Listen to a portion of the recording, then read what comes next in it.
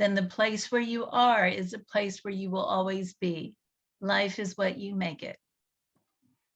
I think those words are very appropriate for today. Well, good. Yeah, thank you very much for sharing. Visiting Rotarians and guests. Are there anybody? Let's see if I go through the list here. We have a new member today. Tim's going to be coming on board with us. Tim Lemons. I don't say everything about else. I think we're there. Let's see. Wynn, would you like to do a healthcare update? Yeah, sure. Good afternoon, everybody. It's nice to virtually see all of you. I can't wait till I can see you in person. I mean, that's going to be absolutely awesome. And I also want to say thank you to everybody. I appreciate so much your love and your kindness for Operation Gratitude. Our team here is so grateful for that. And I think there's some chocolate or something involved. I'm not sure, but I've asked if we do that, if you can just deliver that to my office, and I'll may or may not distribute it. So thank you all so very much. It's so kind. I don't have a guest today. They're all very busy. So you are stuck with me giving a brief update. I apologize for that. So just as an update on where we are from a hospitalization perspective in Jackson and Josephine County, we have 35 COVID patients across our 3 hospitals. As a reminder, back in September, it was a couple hundred. So this is a much better place that we're in. We have 11 at 3 Rivers. And as a reminder, in September, we had days around 80. So that's really good. With that, though, we're still at about 90% capacity for taking up all other patients. So there's a lot of activity. Unfortunately, of the 35 COVID patients, we have 89% of those patients are unvaccinated. We have 15 patients in our critical care units.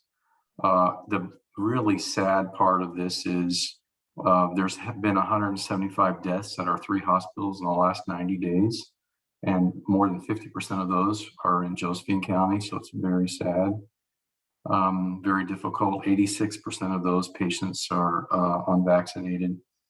I understand that in Josephine County, we're right around 58-59% vaccination rate for our county, which is a long ways from where we need to be. And I have a lot of concerns if we're ever going to get to the number we need to be at, based upon, a number of different issues. But, we went from normal times to a new normal, and we're in the now normal. We're going to move to the next normal. I'm not really sure what normal is anymore. I can tell you that I don't know. I can tell you it's a very difficult time right now for many people. And I would say, I was talking to somebody recently that still doesn't feel comfortable leaving their house.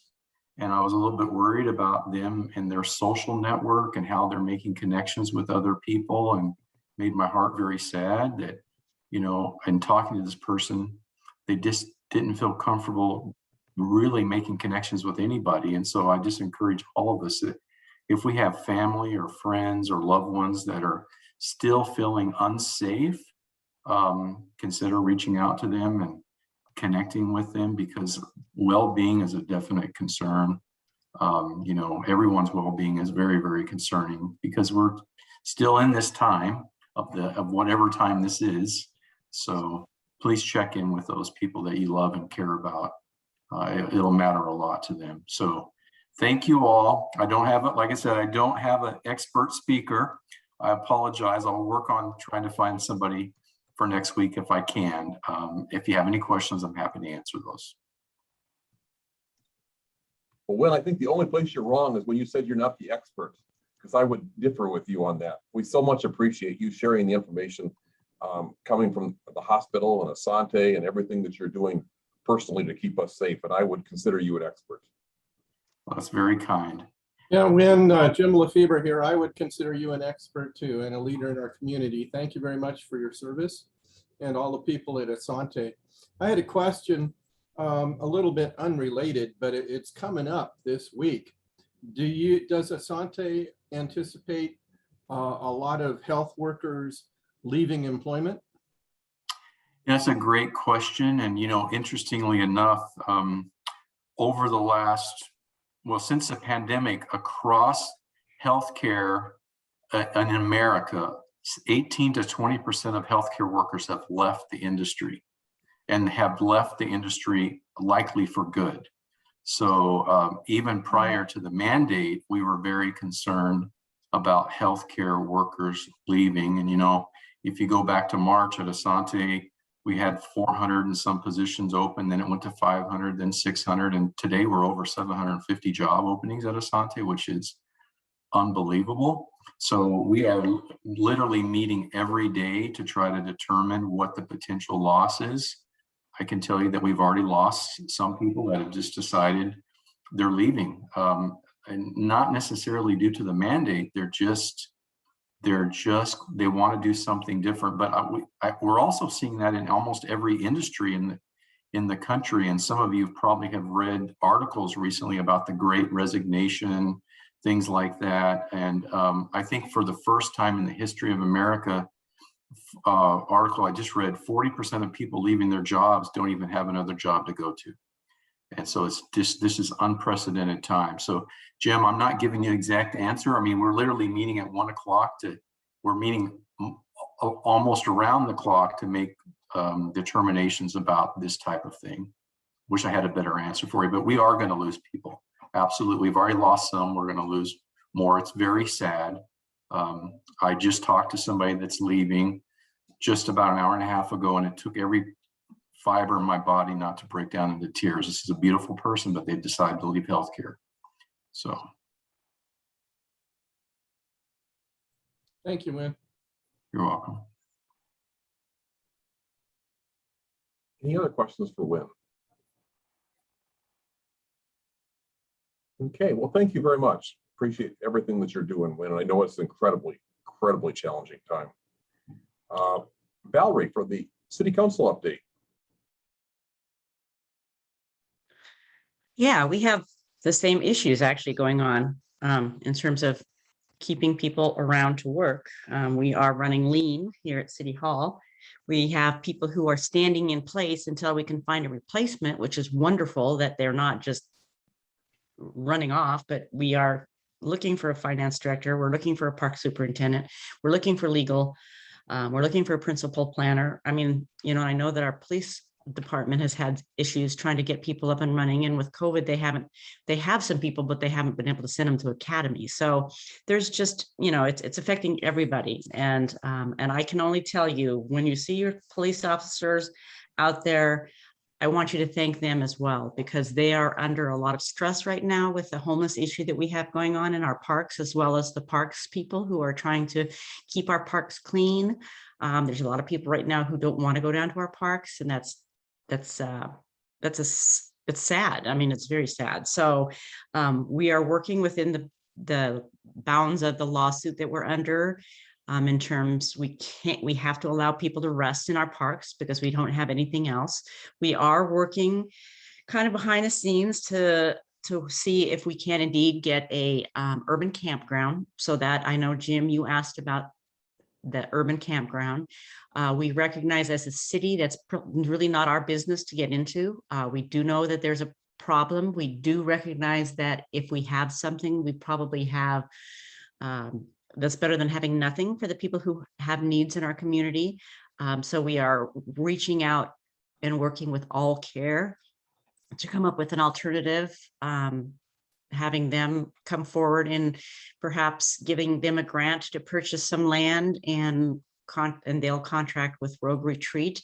If you haven't been over to Rogue Retreat to see their facilities in Medford, I will say that it's not what it appears to be, is a tent city where you just take a piece of property and slap a bunch of tents on it. It is, it has rules. It has, you know, there's people there to help people who are looking for help. So we want to have something available, but we also deal and know that we're not going to solve the problem of people in our parks and right away. So we're working in every avenue we can. But like I said, right now our parks and our police officers are taxed to the limit in trying to get things to work.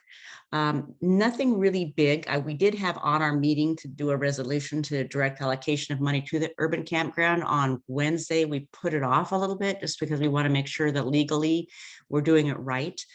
So it's kind of working behind the scenes right now. I would just suggest that and ask one more time for people to do the survey. Pat, I'm hoping that you got the opportunity. I think they said they sent one out to you at paper. I will say I went on and took the survey. It was very easy. I think a lot of people may be getting caught up is it's not a www. It's a really short little link that gets you there. It's just HTTP and then tiny.cc. So you don't have to put the www in there. I think they've worked on it to make it easier.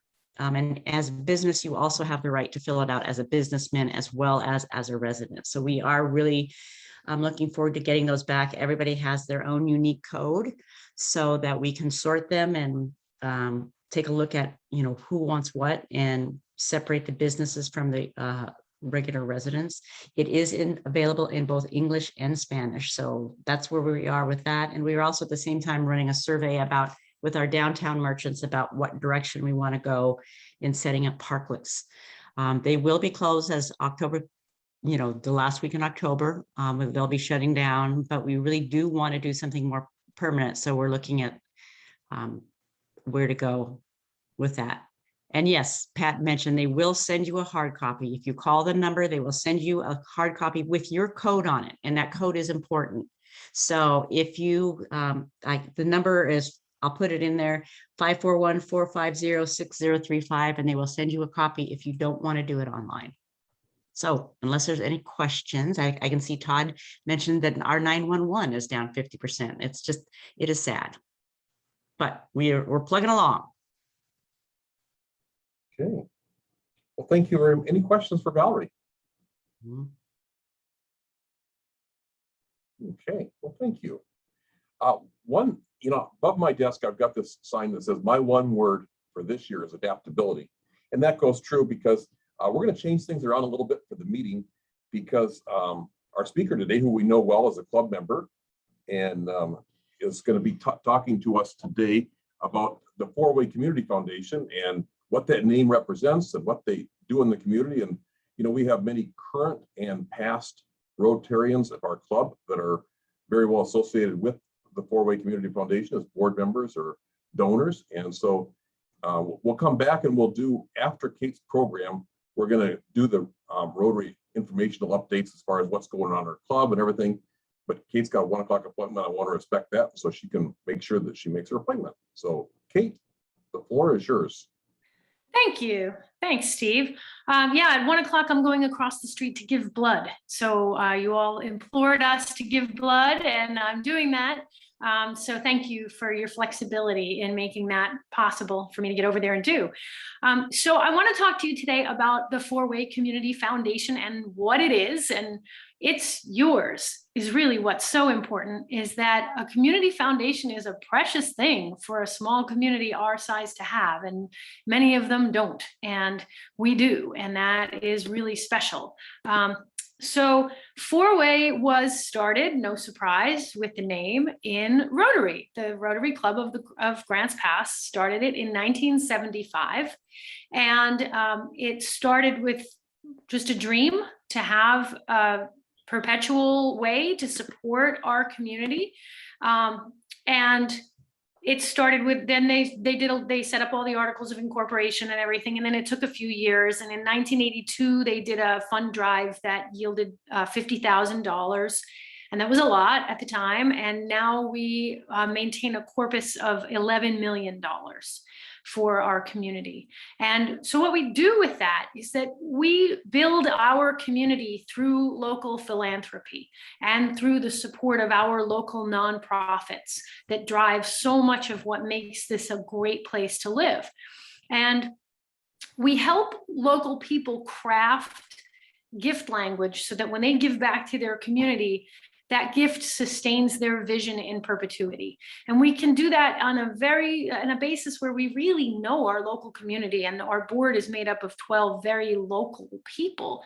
The board of the Four-Way Community Foundation right now has at least 3 people from this club on it. Steve Rowe is currently our president. Greg Fishwick is our incoming president. Dawn Welch is a past president, and Margaret Bradford is in our club too, and she's a former board member. And the list, you can see the list on our web page of all the people in our community who have been on this board, and it's a pretty impressive list. So let's see. It's funny, this view just doesn't go the way I want it. Okay, anyway. So there are people in our community through the years who have given money through their community foundations so that these local people can maintain that vision even when they're not here anymore. So many of you will remember the Golden Rule store. Charles Van Ice gave money when he closed the Golden Rule store to continue things that matter, that bring our community together. So he's not here anymore to say what he wants to donate to, but the board remembers. And for instance, recently Grants Pass High School made a community basketball court that's outside, that neighborhood people can come and play on. And we gave money from the Golden Rule Fund to that because we know that Charles Van Ice would have loved that project. And years ago, Mel Voorhees left money in trust with the Four-Way Community Foundation. And he said, someday I want us to have a place where we can gather for performances and presentations. And we don't currently have that place. And we didn't have that place for a number of years after he passed away. And then, but we were holding that money and the board was holding that vision. And when Grants Pass High School was building the new high school, the board of the Four-Way Foundation went to the school board and said, think big, and here's the money. And they had most of the money that it took to do a seed fund to get people to match it. It was a big chunk, $500,000, and a big chunk of what it took to build that facility came from a legacy of someone who said, hold on to this. And when the moment comes, I trust you to do it. So there are a lot of legacies that Four-Way holds where that local board is looking for opportunities in our community to meet that person's vision. And then there are others that are targeted to specific endowments, money that supports the Boys and Girls Clubs or the Spay and Neuter funds or whatever was near and dear to that donor's heart. But it's going to stay right here in Josephine County and the little western edge of Jackson County. We have an endowment that funds the Rogue River Community Center with a little bit of money every year. So that really allows that possibility of making your vision exactly the way you want it to be when you give your gift. And even if that opportunity isn't here yet, people who know you and knew you will hold that vision and make it happen when the time comes, which is really pretty precious opportunity. We assist our local nonprofits. We help them with their success. So we do make grants to them, and I'll talk about that in a moment, but we also offer them board development support, troubleshooting, grant writing education, networking, how to reach out to other funders, knowledge about the larger landscape of funding and what's going to work for them, helping them with crises, keeping our local nonprofits afloat, especially during this difficult time. So that is something that we also do.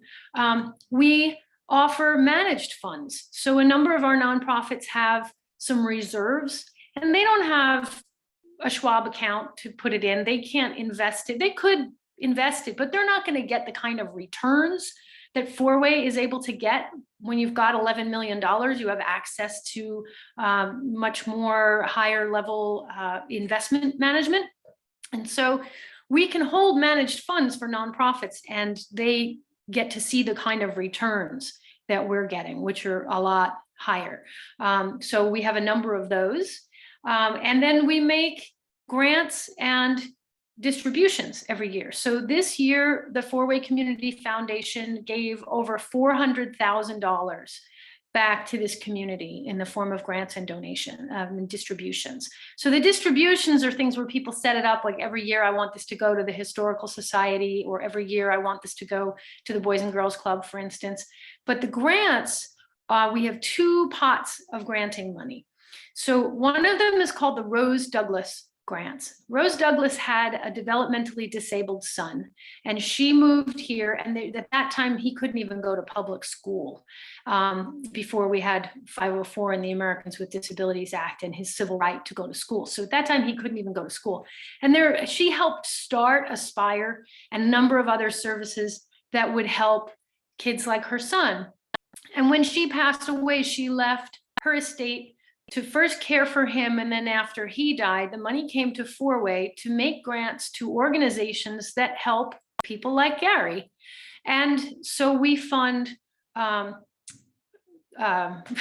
Greenleaf Industries, and we fund Aspire, and we fund a number of other things. But one of them that I want to mention is Crossing Bridges Therapeutic Riding Center.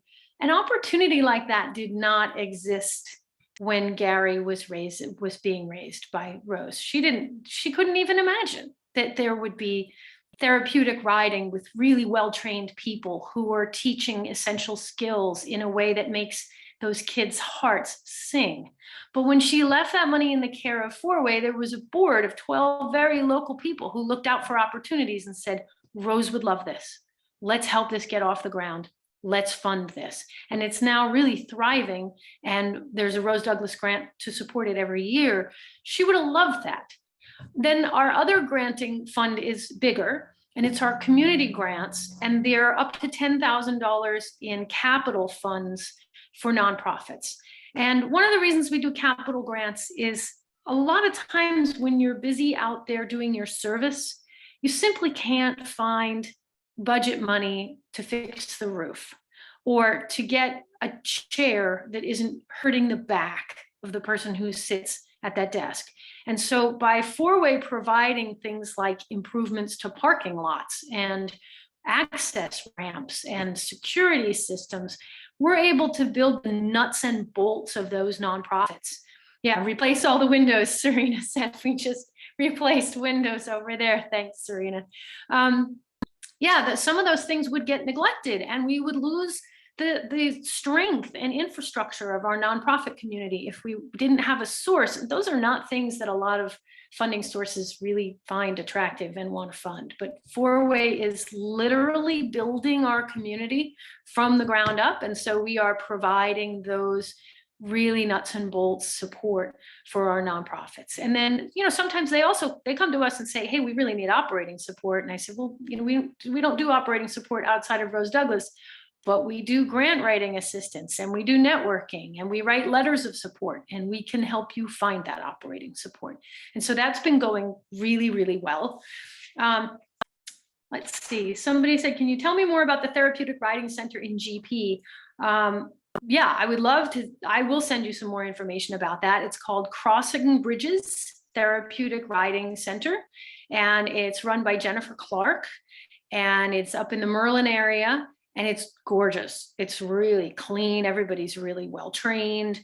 There's also a therapeutic riding center in the Illinois Valley called Healing Hearts and Hooves that we support as well. It's definitely hard for people to get up to Merlin if they live down here. So I'm writing down your email, Bonnie, so I can send you that information. So let's see, where's my list? So we promote the value of giving locally, and we promote local philanthropy and work with people to make their gift really targeted, if that's what they want. And some people will do more simple gifts. They may say, I want to leave a bequest in my will, and I want you to give it to this organization over the course of a few years and defray it down. Or I want you to have this be a principal protected fund, and every year the income from this fund will go to this or that organization. But also sometimes people do some very specific bequests, and they want some very clear language around it. And you can't do that through the Oregon Community Foundation or some of the other groups. But here with Four-Way, you can target it specifically to Josephine County and specifically to what you want to give it to. And so that way you can really hold a vision for your own county and your own community and the institutions that make it great. So because we have a truly local board they understand those networks and they understand the community and they understand where the gaps are and can really help you craft that language. So if you would like to make a gift, you can simply reach out to me or any board member. So you can reach out to Steve Rowe or Dawn Welch or Greg Fishwick, and you can look on our website and see the rest of our board, and maybe there's somebody there that you really connect with. Cynthia Harrelson is our CPA. You can also reach out to her, and any of us is going to respect your confidentiality completely. So you can also give anonymously. The level of publicity or being known that you would want is completely up to you. So, you know, we can have brass bands and press releases if that's what you would like. And we can also make anonymous gifts. And another thing that we offer is anonymous pass-through gifts. So let's say there's a nonprofit you love and you've been working with in the community and you want to make a major gift, but for whatever reason, you don't want them to know who it was, who made that major gift.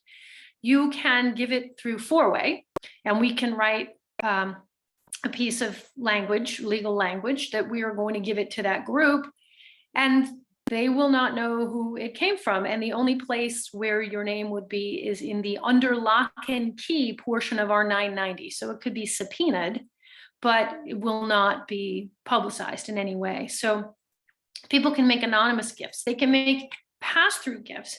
They can make gifts of appreciated securities. So recently, for instance, somebody wanted to give, excuse me, some appreciated securities to the Humane Society.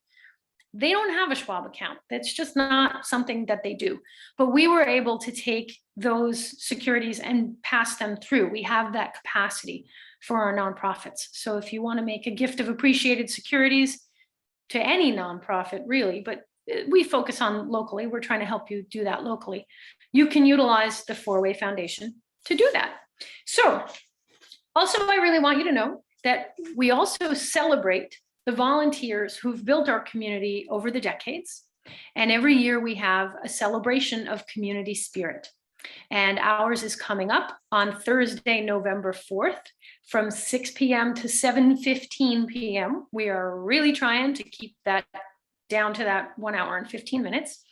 And it is going to be on Zoom. And I put in the chat how you can reach out to us to get the link for that Zoom. It's also going to be live on our Facebook page. And we will be presenting our Distinguished Service Award to Midge Renton, who is a longtime member of the Wednesday Club. Yeah, yay, Midge. And with that award, she receives a $10,000 check for the local nonprofit of her choice. And she has selected Project Youth Plus. So she will be presenting that check to them. We will also be presenting a Lifetime Achievement Award to in honor of the late Faye Spears to her family. And with that is a $1,000 gift that Alvin knows Faye would have wanted to go to the Women's Crisis Support Team. So that's going to go there. We'll be recognizing the late Dennis Strayer and giving a gift to the Kirbyville Museum. And we will have Dr. Mike Amaranthus as our keynote speaker. And we'll be unveiling our very first Four-Way Impact video. So that's 2.5 minutes long. So we hope that you will join us for the celebration of community spirit on Thursday, November 4th. Email us to get the link, or go to our Facebook page and you can connect with us from there to get the link. And that's pretty much what I have for you. Do you have any questions?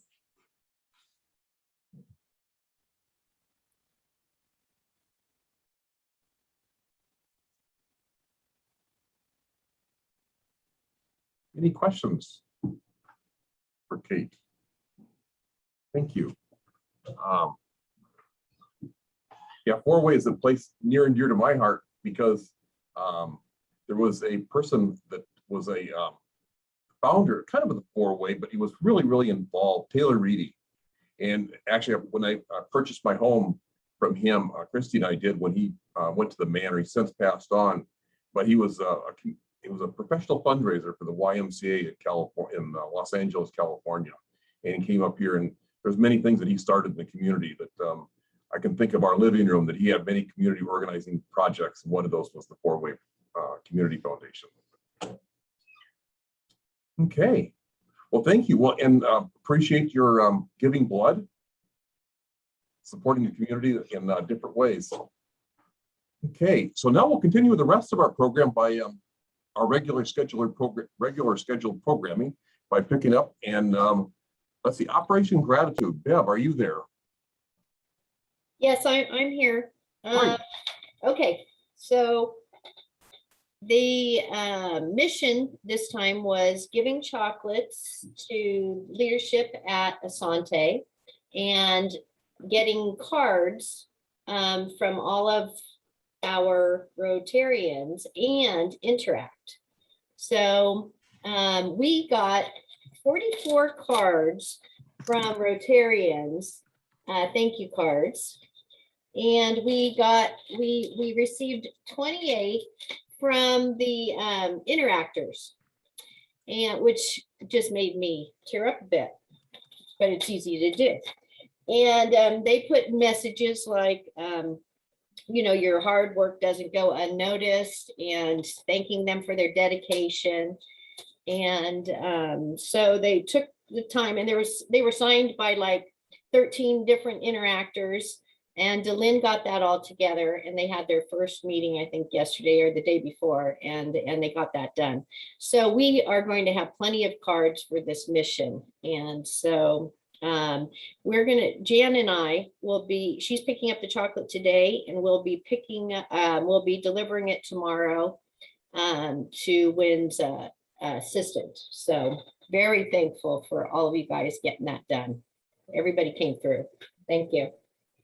Okay, thank you, and very much appreciate the help and all the cards of thanks, and I know it'll be very much appreciated. Patty, you want an update on the Porch Fest fundraiser, please?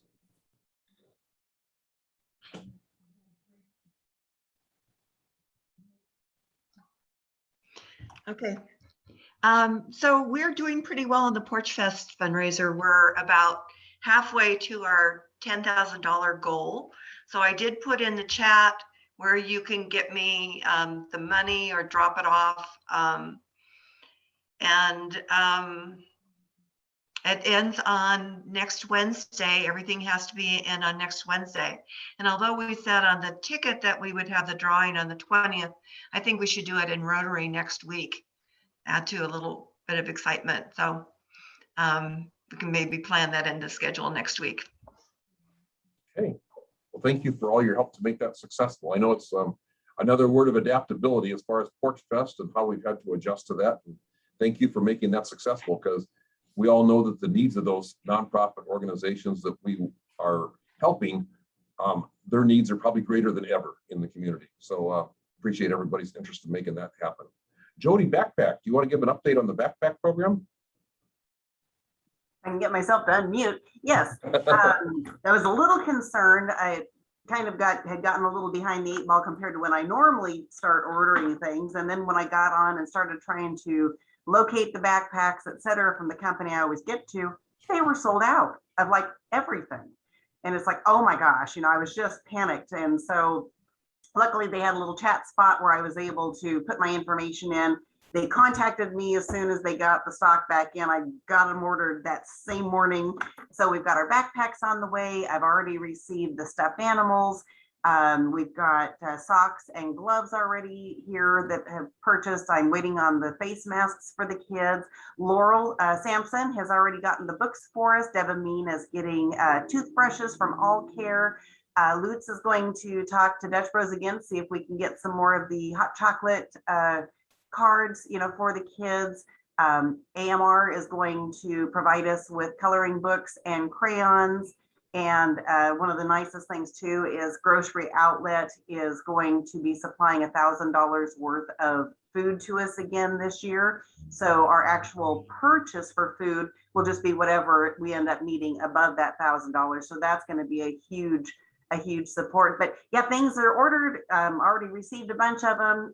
Banner Bank, just a little plug here.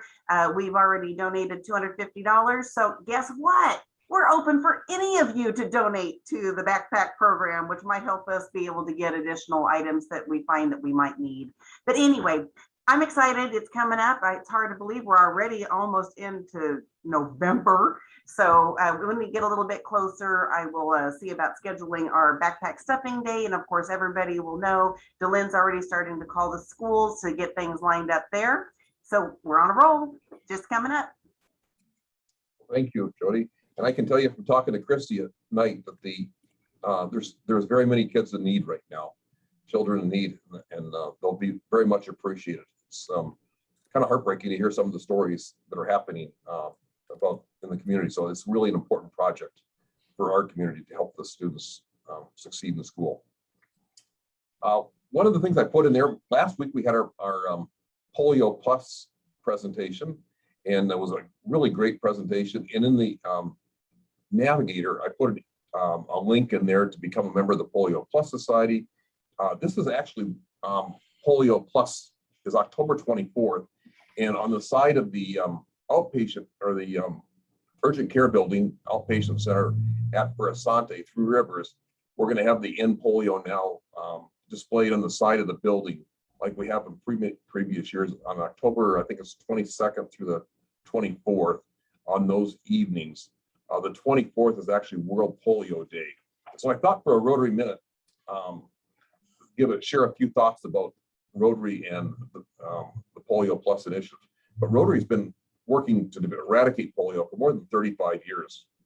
Our goal to ridding the world of this disease is closer than ever. As a founding member of the Global Polio Eradication Initiative, we reduced polio cases by 99.9% since our first project to vaccinate children in the Philippines in 1979. Rotarians have contributed more than $2.1 billion and countless volunteer hours to protect nearly 3 billion children in 122 countries from this paralyzing disease. Today, polio remains in only Afghanistan and Pakistan, but it's crucial to continue working to keep other countries polio free. If this was an interesting fact to me, if all eradication efforts stopped today, within 10 years, polio could paralyze as many as 200,000 each year. That's just with those two countries left with polio. The first documented polio outbreak in the US was in Vermont with 18 deaths and 132 cases of permanent paralysis. And in 1916, a New York outbreak killed 2,000 people with polio and 6,000 in the US. In 1929, the iron lung was invented. This kind of goes along with our talk about the vaccine for COVID. But in 1955, Jonas Salk's vaccine for polio was declared safe and effective. And in 1960, 5 years later, Dr. Sabin's vaccine was licensed by the US government. And in 1994, polio was eliminated from the Americas, and Rotary's progress on eradicating polio continues onward. Those are just a few interesting facts I thought about World Polio Day. Let's see here.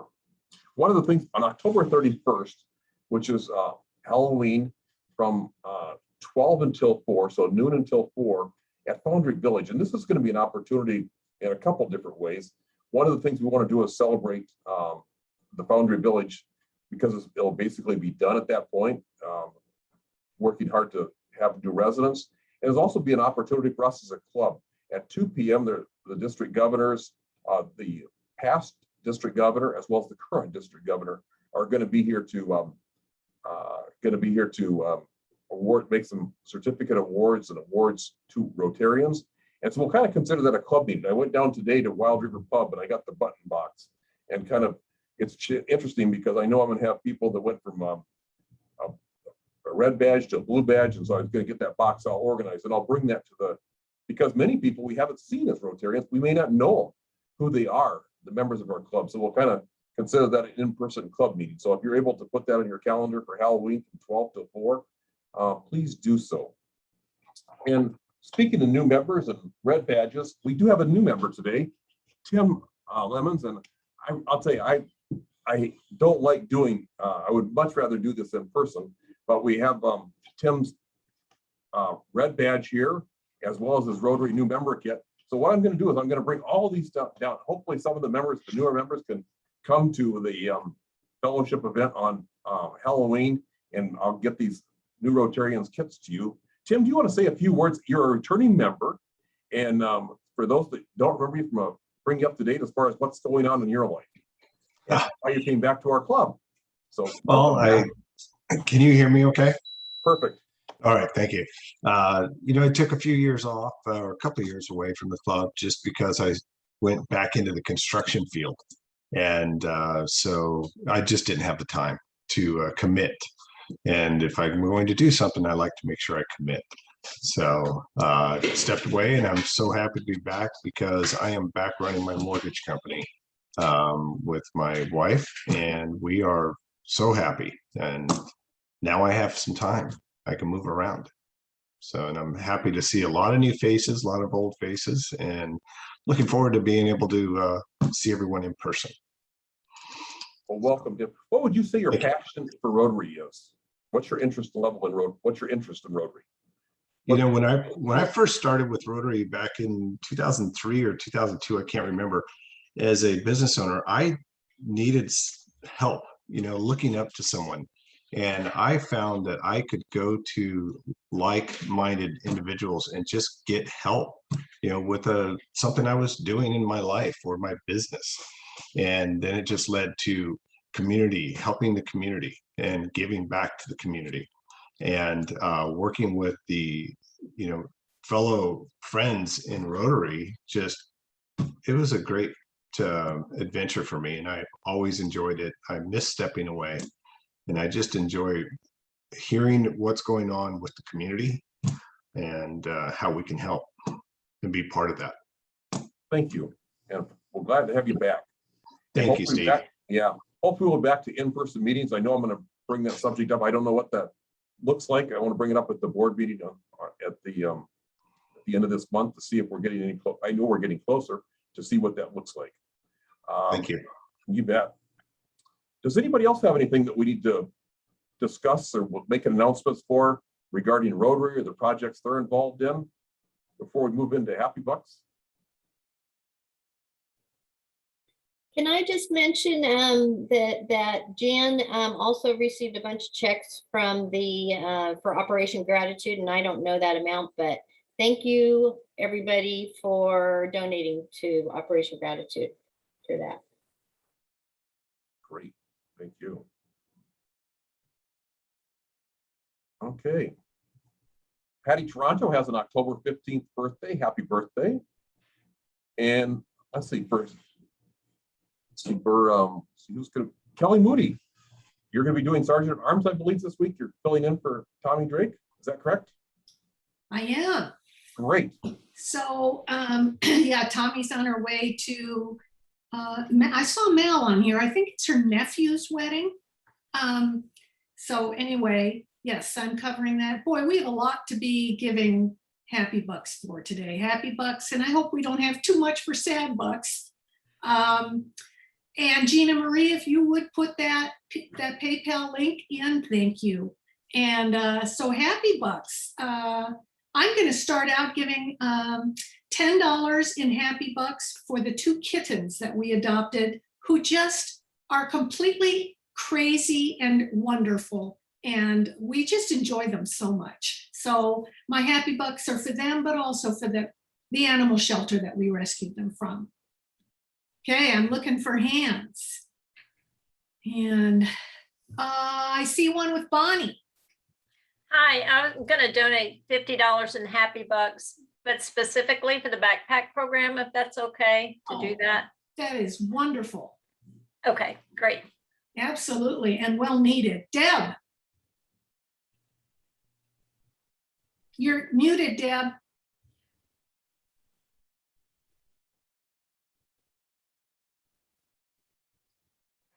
Sometimes when you go after that mute button, it just runs away from you. I don't know if that happens to anybody else. I would like to give 20 Happy Bucks for businesses, or a business that I feel strongly about in our community. It's kind of Happy Bucks and Sad Bucks.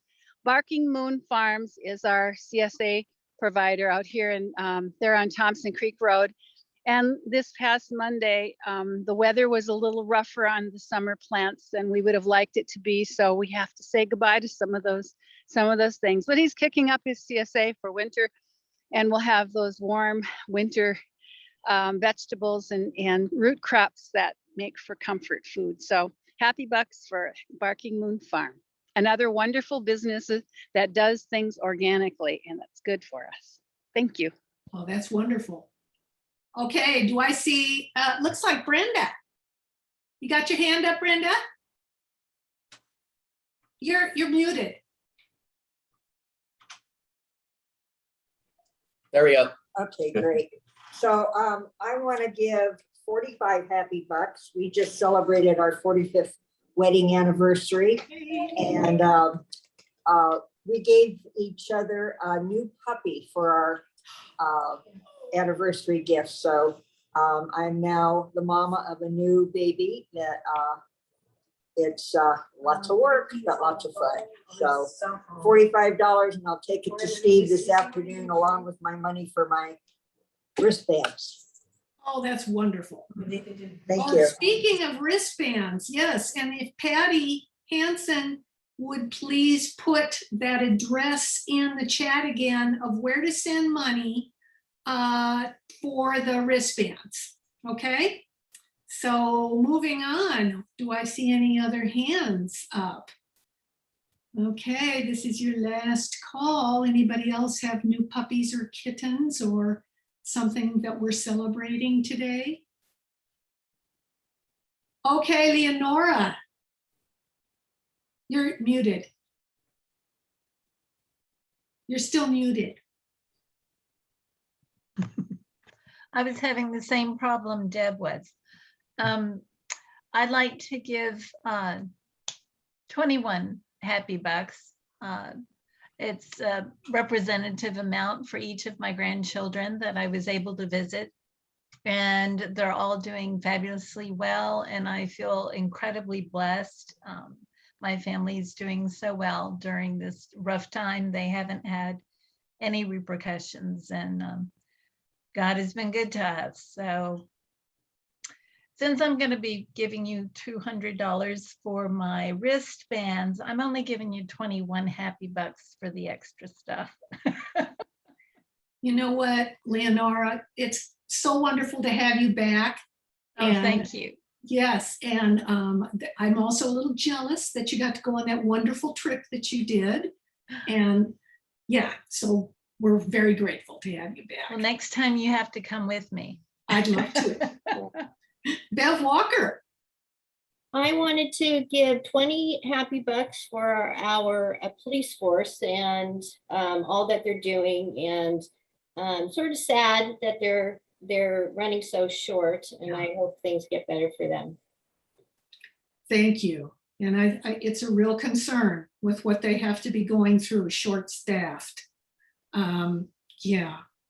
Let's see, do I have any more people with hands up? I am not seeing any others. And with that, then, Steve, it goes back to you. Okay. Well, thank you very much for filling in, and appreciate everybody's contribution. And this is the thought for the week, and this is regarding from Paul Harris. And I thought these words were so appropriate when he was talking, when he wrote these things many years ago, talking about Rotary. But his comment was, I'd like to think that the pioneering days of Rotary have just begun. What's 40 years in the life of a great movement? There are just as many new things to be done as there ever were. Rotary must simply continue to pioneer or be left in the rear of progress. Years later, Paul Harris's words are just as meaningful. There are still so many things to achieve and promises to keep. One of the things made me think about, if Paul Harris was at our meeting today, what would he say?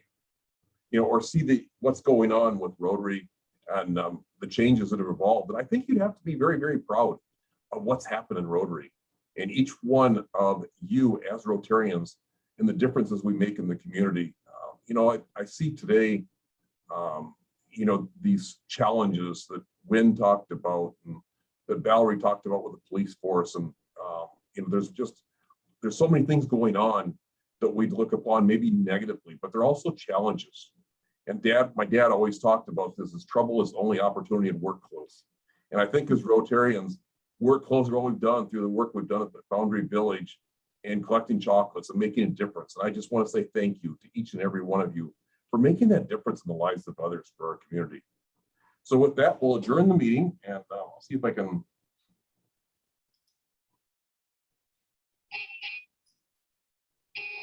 Okay, and so we'll continue onward if things have upwards of our fellowship time after the meeting. So have a great week, and thank you everybody for what you're doing.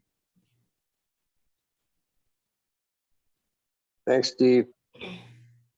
Okay, And Steve, I have a question when you have a minute. you go ahead. So I volunteer when I'm there, or have volunteered at the, I can't think of the name of it, the food pantry on Upper River Road, right down from my house. Josephine County Food Bank? Yes. Food Bank. And they have a new volunteer coordinator, and she sent out an email, which was great, and introduced herself. And the last time we went there, we weren't exactly thrilled. And so we stopped, but I told her my concerns. But anyway, she sounds like she's got a lot of good ideas, and they're, trying to bring everybody up to speed. And I asked her if she was, interested, and I told her I was in the Rotary, and I said, are you interested in presenting to our Rotary Club? And she said she was. So I don't know what to do from there, but ask you what to do from there. Okay, let's see if, is Dawn still here? Yes. Dawn's there. All right, Bonnie, I'm going to put that in as a program in the future. Okay. It probably can't happen before December, but so what is her name? I can find Can out. I send you the, can I send it? Yeah, it's in my email. Yes, Can I send it? Can you put your email in the chat box, or I can do that. if it's okay, and I'll send it to you. But I didn't know if y'all had them speak, or if it had been a while or whatever. And she's also interested in Rotary in general. So she's got good taste. So Hey, Kevin Sam. Winnison was the past executive director. He was a member of our club. And so we were partnered with and I think since he has retired from that position, that partnership has kind of gone away. And so if there was ways to reinvigorate that partnership, we would welcome that opportunity. They do a lot of good work in the community.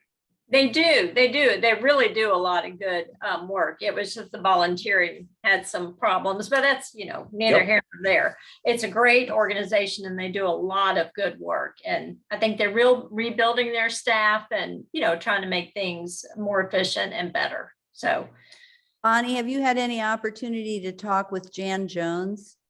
Jan Jones in our club has volunteered out there for a long time. She might give you some insight. Yeah. What's going on. So. Yeah. She volunteers every Thursday morning at the farm portion of the food bank. Yes. But I think they might have two different volunteer coordinators, but you definitely, it would be good to talk to her. Yeah, and that'd be great. And I'm in Georgia right now anyway, so I can't go help right now, but we were inside. We were not outside. It was during the winter too, so I don't think there was really much to do as far as farm work. Right. Yeah, so we were inside. Well, Bonnie, when are you coming back? After Thanksgiving. After Thanksgiving. Yeah, we got my mother moved into assisted living, and my sisters travel in October and part of November, so I just